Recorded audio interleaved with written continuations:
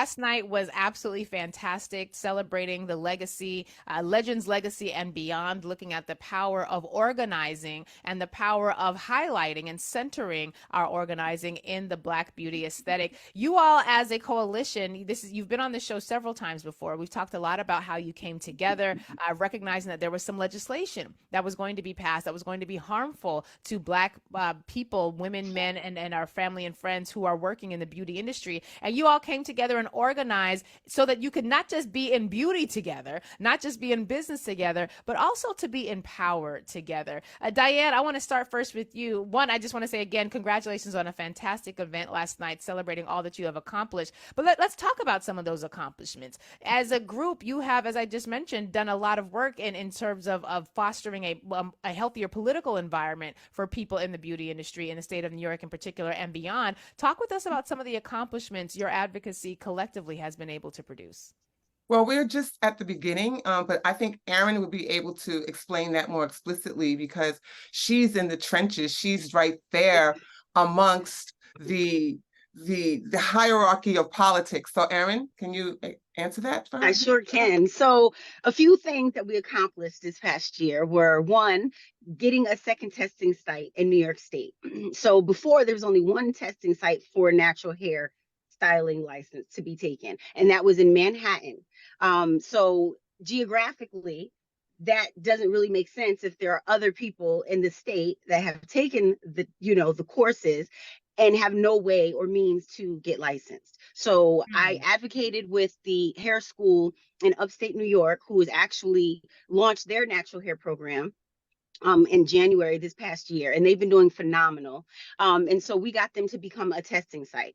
Another thing that we've done, which I'm so excited about, is we've been able to work directly with the Secretary of State, the Department of State, and Department of Licensing, and we have created a natural hairstyling subcommittee, which is a part of Pretlow's law, who in 2017 decided, we're going to update some legislation and incorporate all hair textures. And through that, there needs to be a subcommittee to advise on these, what is the word I'm looking for?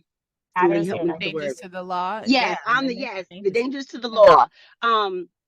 So that happened. And unfortunately, from 2017 till now, the law was not in compliance, meaning that there were not 2 natural hairstylists sitting on the board. There's typically 9 members, cosmetologists, estheticians, nail people, and there were no natural hairstylists. So there still aren't, and we're still looking for a natural hairstylist as well as a braider to sit on the board.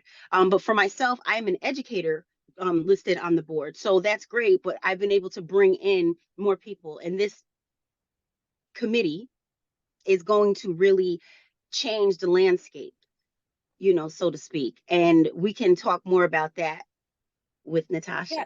One of the things that I want to just point out for people, just so that we're clear, when we're talking about your advocacy, when we're talking about, because you all could have just said, we just want to be beautiful and fly, and we're just going to do things that help us, our clients, to be beautiful and fly. But you recognize the power of citizenship. You recognize the power of using the laws in this country to ensure that it wasn't just about you and your particular clientele and your pockets, but it was about creating a legislative environment that was going to allow for more Black people in the industry to thrive. Erin, what you just mentioned is significant, because a lot of times we get excited about a legislative win, but you all looked at some of the legislation that was there to protect your industry, Black people in this industry. You said, wait a minute, there are gaps here. Not only are there gaps here, you're not even in compliance. It's not enough to just get a win. As citizens and as people who have the ability to call on the government to act, we also can then say you haven't acted enough, and so you can then do additional work. Natasha, I think she just threw the ball into your court.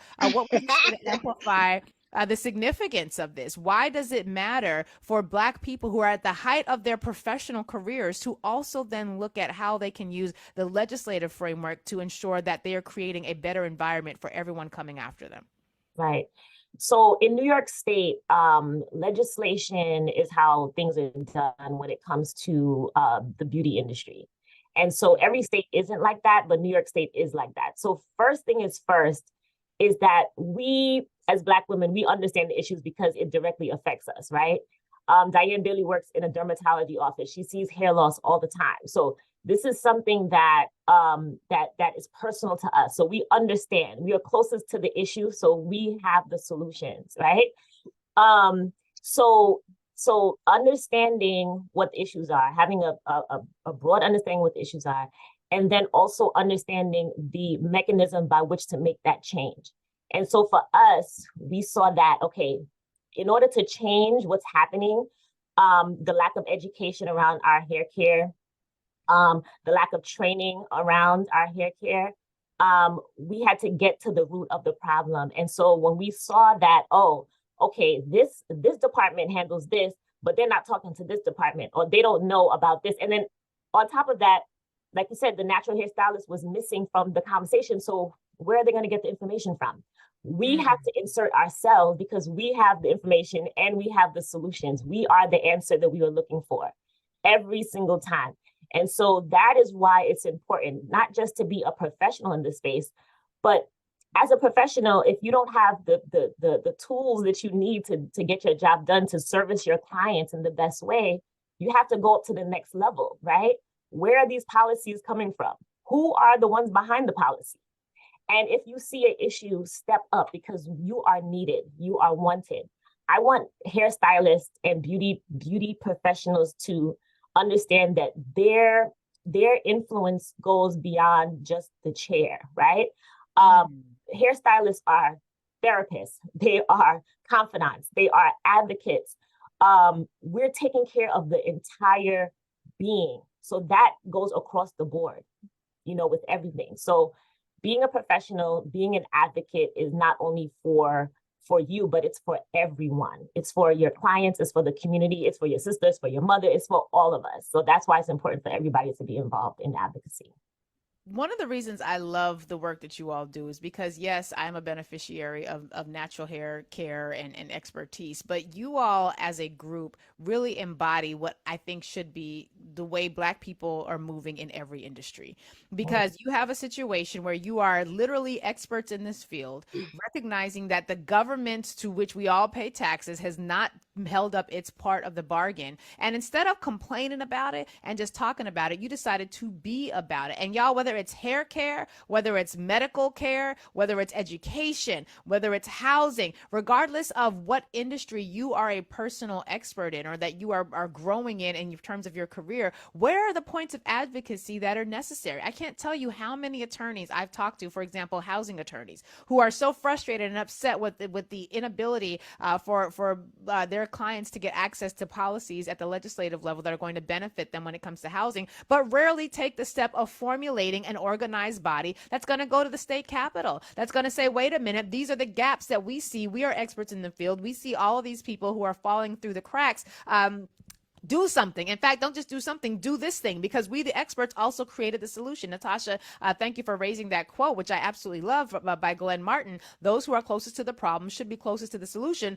And what he later says is, though, even though they're often kept the furthest from the resources. So right. I don't care whether you're a doctor, lawyer, teacher, architect, engineer, child care service, home health aide, whatever it is, when you see gaps in the community and you're coming from our community, making sure you are not just seeing the gaps and complaining about the gaps, but organizing to do something. That's how community moves forward.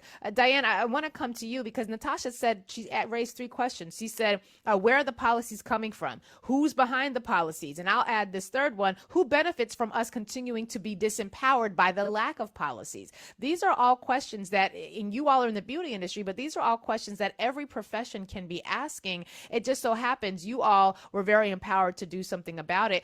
Talk with us about the event that you all had last night and why it wasn't just about highlighting the beauty of the Black beauty industry, but it was really also about highlighting the importance of advocacy. Because again, regardless of your industry, if we as people of African descent are not also becoming advocates to change what we see is wrong, then we will just continue to live under an existence that requires us to live at half of our potential, if that. Give us some insight as to why advocacy is so important, even beyond what you're doing as an expert, a subject matter expert in the field. Well, I feel like people feel powerless. There's a powerlessness that we've been gifted, and we received it and we accepted it. And so it was because we don't have the language or maybe even the skill set, people feel lesser than. Even like you said, lawyers who are always fighting for a cause, but not really organizing. It takes humility to come to another person and say, I need help. If you respect that person that you're coming to, and that person respects you, then the doors should be open, because we all need help. There are 5 of us, and we're getting ready to grow more. Last night was so amazing, not just because we were celebrating of the legacy, but we have at least 4 or 5 people who are getting ready to become students of Cecile's newest class that's coming up in advocacy work. 5 people came up to me.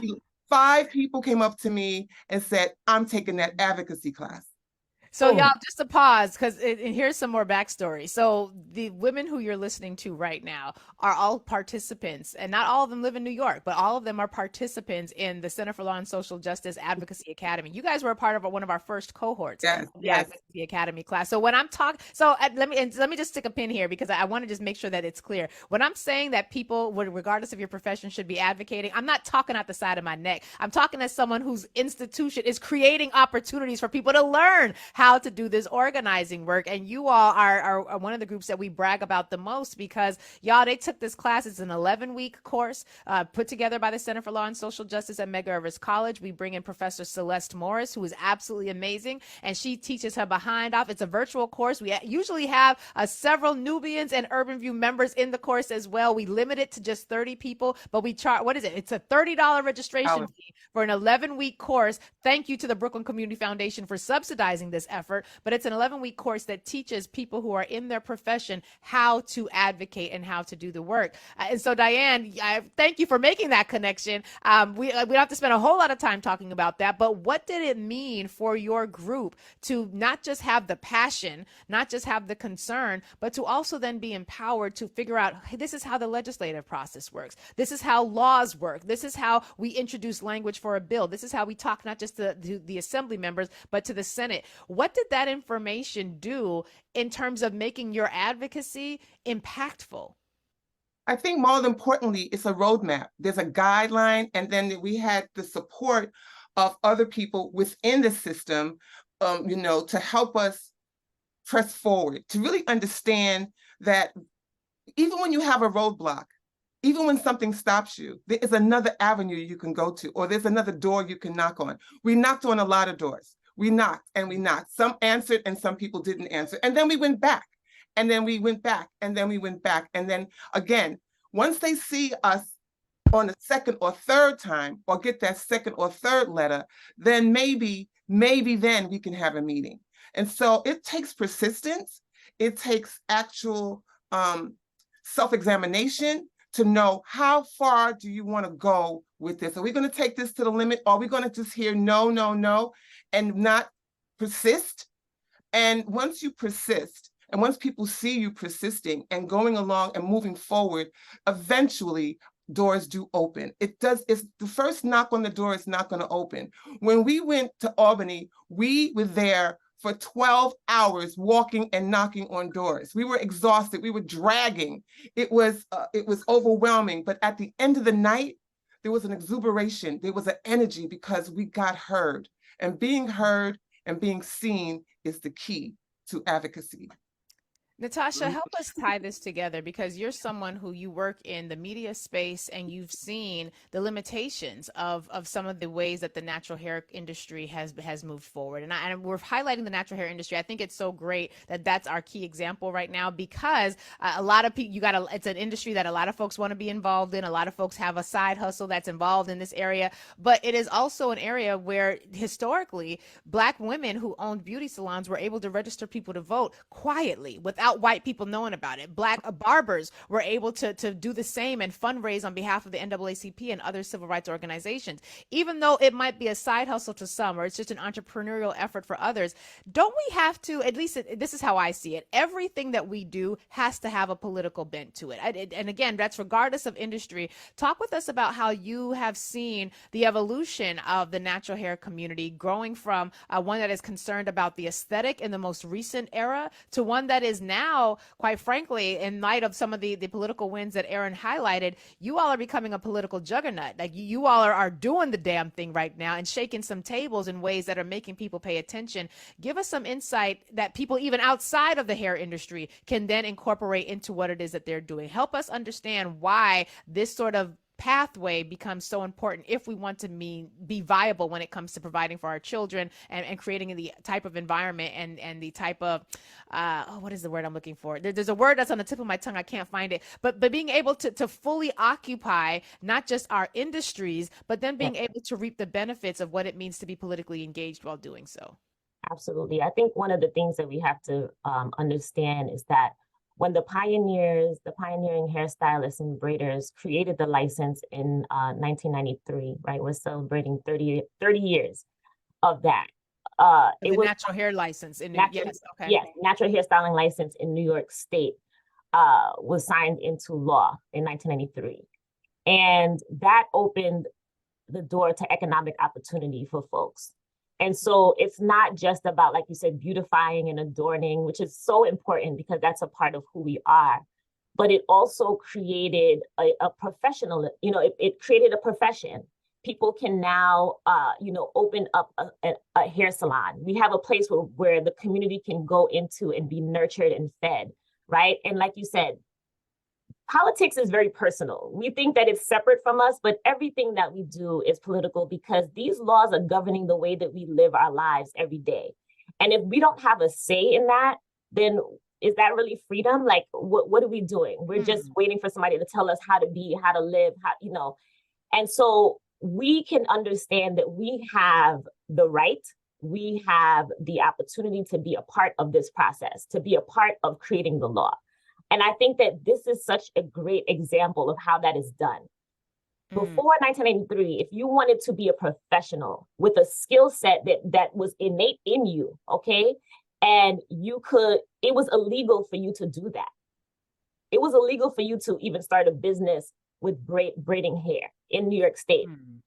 But because the pioneers had a vision and they said that this is going to be $1 billion industry, like we have the skill set, we have the talent, we have the desire, we have the know-how. Why not have a profession? Why not create an actual profession where we can then secure the generational wealth of our families, of our community, and teach? Because there was a lack of education just across the board, not just in cosmetology, but just as Black people in ourselves. And that has to do because of our history, right? So this is seeing the ways that we have come here, like how we got here, and then really thinking strategically about where we want to go and where we want to be. So that can go across all industries, the medical industry, and natural hair obviously has a touch point in all of this, right? We're talking about economics. We're talking about our health and safety. We're talking about our culture, right? And our beauty. So it's all tied up in everything that makes us us. And so that's why it's so important I don't even understand how to not be. When I first came into this industry and I was, recording videos and going to these events, I wanted people to see that, yes, we're talking about hair and we're freeing our hair, right? But freeing our hair frees us in so many other ways. We're talking about the significance of not just being experts in your field, not just, being bad to the bone and all the things that you highlight in your profession, but also taking what it is as a subject matter expert and fusing it into advocacy. Because we don't just need a bunch of Black lawyers. We need a bunch of Black lawyers who are able to organize such that we can use the law to positively impact the lives of Black people. We don't just need a bunch of Black bankers and financiers. We need a bunch of Black bankers and people with an economic mind who are going to be able to structure economic systems that are going to benefit Black people. If you just getting the degree for you, well, then what good are you to us? I've never forget, I might have been Dr. Carr on an In Class with Carr. I've called his name several times today, but he basically said, or whoever it was, said something to the effect of, how you excited about having a whole beautiful, wonderful engineering degree in structural engineering or whatever it is, but your mama's, there's sinkholes in your mama's street. Like she can't, like her house is falling apart. You were architecting, her house is falling apart. The houses on your block are falling apart. We don't just need Black people being successful. We need successful Black people to create environments so that more of us can be successful, building infrastructure for us to really thrive in ways that, quite frankly, if we don't do it, ain't nobody else gonna do it. You were talking on the other half, Natasha, before the break about how it's not just about success in personal ways. It's about organizing. And you mentioned a book on the way out. Was it Beauty Shop? What? Tell us the name of the book, because I think we've actually, this might have been a book that we've featured before on this show. Give us the name of that book that you were referencing. The book is called Beauty Shop Politics. Oh, you're on mute. Oh, there we go. There you go. No, I heard you. Okay. Okay. Yeah, the book is called Beauty Shop Politics, African American Women's Activism in the Beauty Industry by Tiffany M. Gill. Yes. This book is like a blueprint. And when I read it, I was like, wait, we're walking in the footsteps of these amazing women. We're doing the same things and we have never met. So this is something that is within us, right? When you come to the salon, you are basically having a conversation with someone about your life, what's going on in your life right now. And for me, I'm not a hairstylist, but I am a problem solver. And when I hear enough people having the same issue, my mind starts to go into, okay, how can we solve this? Who do I know that I can bring in? Diane's shaking her head because she knows. I'm connecting the dots. And I think that in that hairstyling position is such a powerful position because first of all, you are an entrepreneur for the most part. If you created your own, your own salon or whatever, you are there to run your business in the way that you want to run it, right? You don't have anybody telling you can't say this, you can't wear this, you can't look like this. That is empowering. And that's why a lot of people actually are moving into the beauty industry because they want to have autonomy over their being. They have a vision and they want to set it forth. And I think that's beautiful. I think that's wonderful. And so Beauty Shop Politics shows how hair salons have been flying under the radar, because when people think beauty, they think, oh, you're talking about, it's fluff. It's so not fluff. Black women have been doing this from the beginning of time. We are the people who direct our families. You know what I mean? We're natural organizers. That's what we do. And so, I mean, women and men are in the beauty industry. I don't want to just say women, but the space is here for care. At the end of the day, care is at the foundation. So if you care about Black women's health, you have to care about their hair. That's a quote from Professor Wendy Green, who is one of the legal architects of the Crown Act and of the Free the Hair movement. You have to care about our hair if you care about our health, because our hair is tied to everything about us. And in this country particularly, it is a political issue, clearly. But we're working on that. So, yeah. Right. Well, which is again why you all as a case study are such a great example for how in every industry we need to be moving like this. Aaron, help us paint the other picture.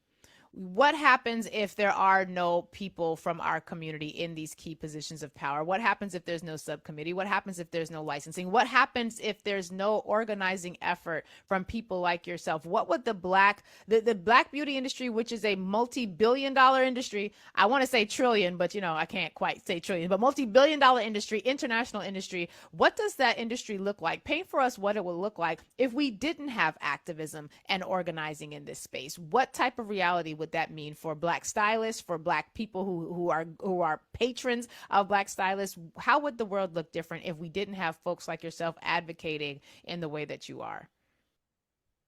Make sure to unmute. I mean, really, if I can be honest, I feel like that's kind of happening right now, right? When we're seeing states deregulating licensing, when we're seeing, people changing laws around our hair, or saying that, we have 23 states right now that are just passing the Crown Act. Why is it not on a federal level yet? So I see that happening now. And in New York State, just to speak about the second location that was created, we have to think about this. There was only one location created because of the amount of hair schools available and created. Okay, so those locations in New York State are created by the amount of schools. So right now, we really need to empower each other and grow our school industry, because that's how it's going to and trickle out. Right now, there's only, I believe, 8 natural hair schools in New York State.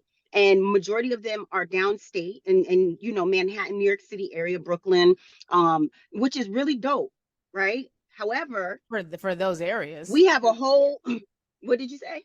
I said it's really dope for those areas, right? But if Oh you are not yes, right? downstate, then you're in a desert. Almost like what happens when there's one polling site for 100 miles, or when there's one reproductive justice Right, center or reproductive health center in hundreds of miles. Our right, limited access means we don't get the benefit. Right. Can I just say something real absolutely. quick? I think that's it right there, Lurie. And the thing is, people are looking to the government to say, well, we don't have this and we don't have this and we don't have this.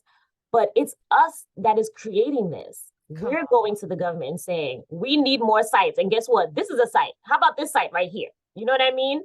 Right. I just don't want to assume that the government has all the solutions. They're just holding it back. They don't have the solutions for us. We have it. And so what's important Yes, we do. as an advocate is to understand that it's an embodiment, okay, of an understanding of who you are. You have to be clear about who you are. You're not going to ask anything. You are going to state what it is. You have your facts, you have your figures, and you have your solutions. And that is that. At least that's the mindset that I go into these meetings, is that I know what I'm talking about. I know why I'm here. And in fact, you need this information because I'm sure you don't have it. I'm sure you don't have it. And so we are here to make things really clear and really plain for people to understand. And if we find roadblocks, then we'll deal with that. But really at the outset of it is to really be clear as an advocate why you're here and what change you are you're looking to make. And that's really what it is. Mm-hmm. Mm-hmm. We're talking organizing 101, folks, and this industry is the Amen. perfect places to highlight it, because we've got this long legacy. And I want those of you, regardless of your industry, wherever you are spending your 8, 9, 10 hours a day working, or however many hours a day that you're working, where you are a subject matter expert, you see the gaps in your industry. You see the way that Black people and people of color are being failed by your industry. What are the solutions that you think would help? It doesn't help anybody if those solutions just stay in your head. We need you to do what Diane said, connect with other people in the industry who see it similarly, and begin organizing. Because quite frankly, as what Natasha said, the government may have some solutions that they're holding back. 9 times out of 10, they ain't even thinking about your Black behind. So you are going to have to be the ones to organize and force their hand. We have been talking about citizenship and the power and the benefits thereof. But if we are not going to use it and organize it the way I see all these other people organizing and using their power, the only reason we got Moms for Liberty shutting down schools is because they took some time to understand who needs to be in what position. They ran roughshod all over people, and frankly, there is a touch of violence, so there's that. But they are activating the power that they have as citizens in this nation. And I know that citizenship is challenging because we also, the three of us, come from communities where not all of us are citizens. My mother just got her citizenship, so I don't mean it to say in the sense that you have the right to vote, but I mean it in the sense that you are in a position of organizing, but you got to organize. We are in a position of, we do a lot of complaining.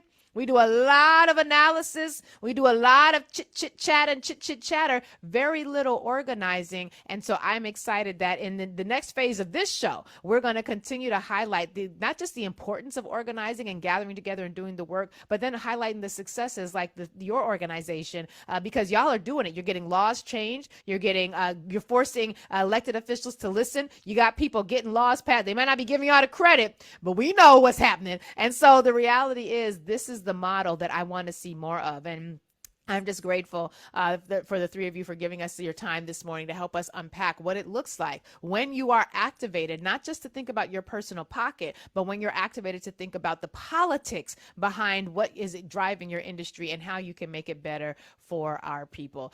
How can people follow y'all? All three of you are doing such amazing things individually and together. Give us your personal socials for people to follow you, and then how, most importantly, can people follow the Natural Hairstyle and Braid Coalition?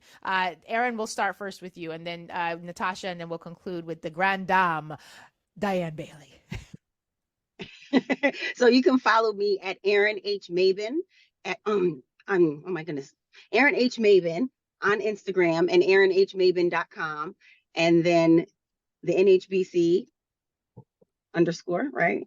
Yes, The I'll internet. give the NHBC. So for me, Natasha Gaspard, you can follow me at Maine Moves. That's MANEMOVES. And for the coalition, it's on Instagram is _NHBC. And you can also find out more about us and our mission at our website, nhbcoalition.org. I love it. Diane. Yes, and I have so many things, websites, but I'll just send you to Hair Primal by Diane Bailey. That's my Instagram page, Hair Primal by Diane Bailey. Also, you can also find me at Emerge, lowercase NBIA.